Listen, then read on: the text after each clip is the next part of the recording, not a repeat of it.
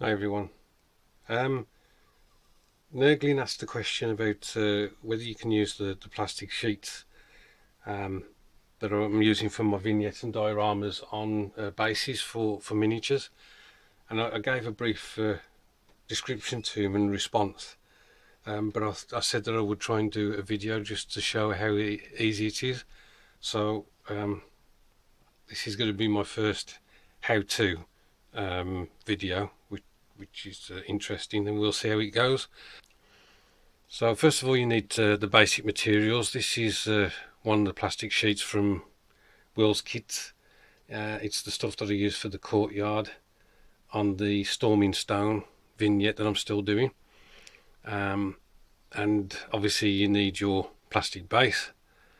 Now I think this is a base for the Necron Warriors, which I think is the same for Terminators. And I think you can get at least 8 bases from one of these sheets covered.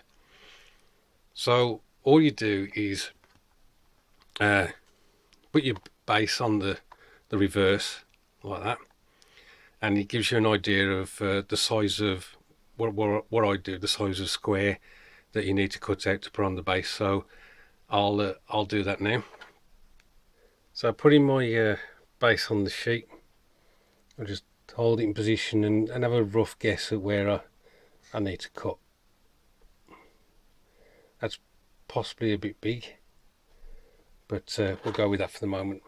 Now what I use to cut is one of these plastic Scriber, and it's got like a hooked blade on the end, and we tend to use these for remarking panel lines in aircraft models when you've had to sand something off.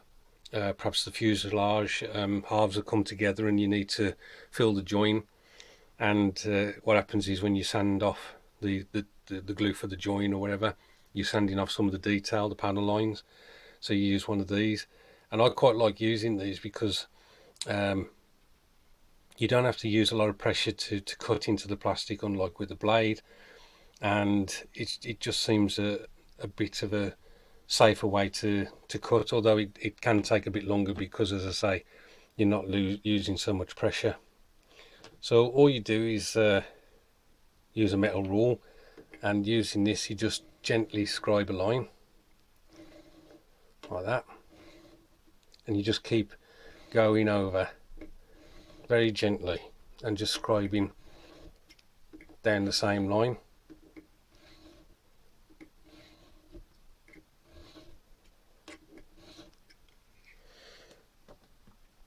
And I'll do exactly the same on the other side, but I won't bore you with it. So when I come back, I'll just have both lines scribed. So there we've got the lines scribed, and what we have to do for the last part is to actually use a model knife. So I'll put this back down on the board and get my modelling knife, and we'll finish this off.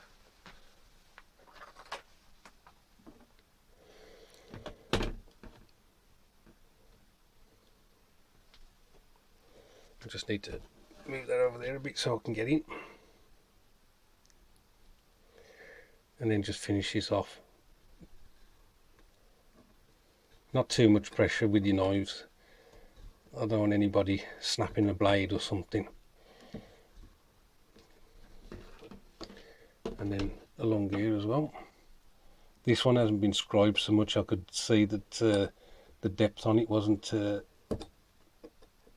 as deep as the other one. This isn't a particularly sharp blade, but I actually don't mind having not too sharp a blade on some jobs. Can you see that we've got some situations where we can actually see through it now? So in some areas we've cut deep enough. So what I'm going to try and do now is bend along those lines to see if we can get it to snap out of place. Be careful when doing this because of the design, sometimes it'll start to fracture along these details and break in the wrong place, and you don't really want to do that. So there we go, snapped off.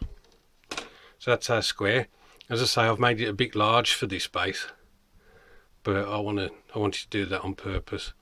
So next thing we do is we may have to just trim that down a bit so it doesn't rise up on the base, and then what we're going to do is super glue this to the square. So I'll do that now.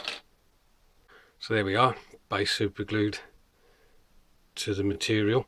And so be careful using CA glue, won't you guys, especially young uns out there. So what we've got to do now is trim this to basically go around the circumference of the top of the base. So we'll need our side clippers for that.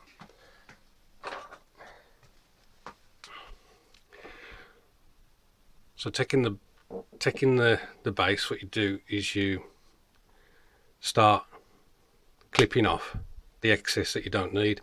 Now these clippers are really old and battered, so they don't give a very good cut, and I will get some more, but for this, because I'm not having to do close work to the actual base itself, I can get away with just using these. So just go around and try and cut it as close as you can to your base.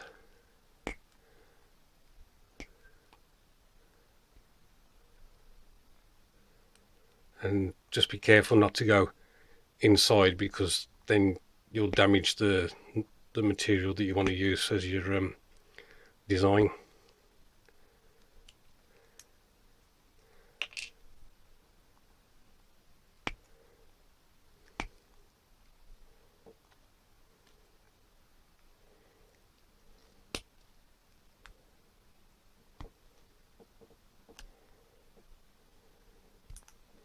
There we go.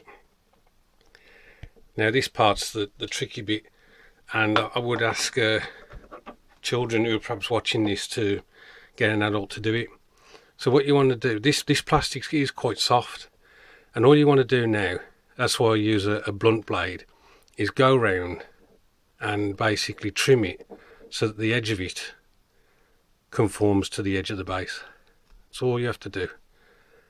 Now I know more experienced modelers will accept that you can do this against the thumb, but please guys, do be careful. Yeah, I don't want anybody leaving messages on my YouTube account telling me that they did themselves an injury because of doing this. If you're an experienced modeler, you know how much pressure to put on the blade to get it to cut. You can gauge the softness of the material, and so it isn't an issue for you. I mean, we all have little accidents, but just take your time over it. So there we are. That's the base practically finished. All we got to do is we've got a bit here that's slightly out. So what you can do to finish off is just use a file, sanding stick or something, and just go round to finish that off. And then it's a case of just adding your paint that you want to colour this up as. I'll just show you a couple of figures that I've done using this technique. So here we have Barling from Thorin's company, and as you can see, I used the Yorkshire Stone design from Will's kits, and I did exactly what I've just shown you, and then I sprayed it black, painted it grey, and then highlighted with some grey because I wanted them to look as if they were in a hall or something. Yeah. The only problem with this technique is that obviously you've covered the slot where the figure goes in on some of your miniatures, and what I had to do was cover the bit of plastic that would have slotted in there, and I've super glued the miniature then to the top of the base once painted. Now I haven't pinned this figure, it is just super glued, but this was created 2 years ago, and we've played with them, me and the kids and the wife, and there's been no issues. So that's Barling.